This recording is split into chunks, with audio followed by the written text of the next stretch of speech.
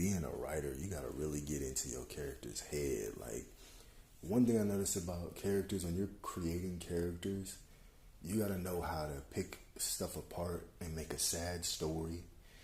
And you also gotta know how to use your character, whether it's character growth, whether it's character evolution. Because, like example, I always use Obito as a prime example from Naruto because he's like a Pokemon. It's literally like you have Kid Obito, you have an Obito where he has the white Zetsu on him. You have Obito where he's the masked man. You have Obito when he's trying to be Madara. You have Obito with the broken mask. And then you got Obito with the Jinchuriki or whatever.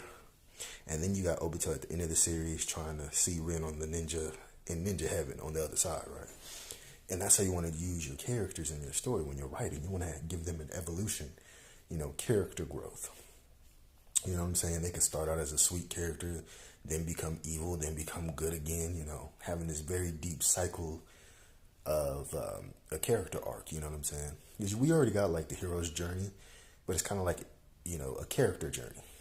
It's pretty much the same thing, but it's just a little different. I'm going to make my own version of the hero's journey. I have the book of that, but I'm going to make my own version so I can like fully explain what I mean, just in a little cycle or whatever. But it's really just giving your character, growth in different directions, and giving them a story arc and then letting them complete it. It's really like writing an essay, right?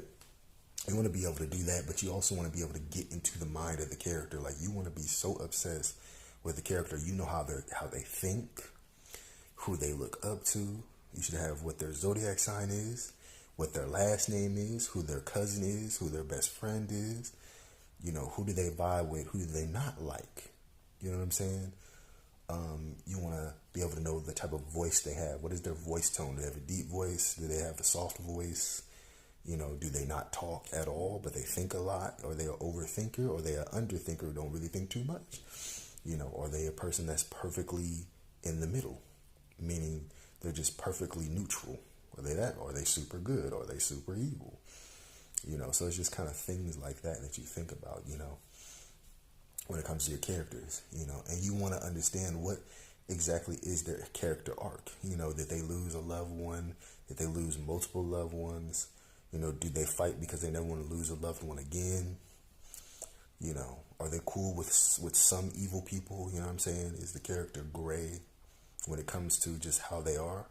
Like, are they more human? Meaning, like, they hate evil things, but they might have a best friend who's evil, but their best friend is kind to them, but is an evil person. So that's just things to think about when you're a writer. Follow your boy.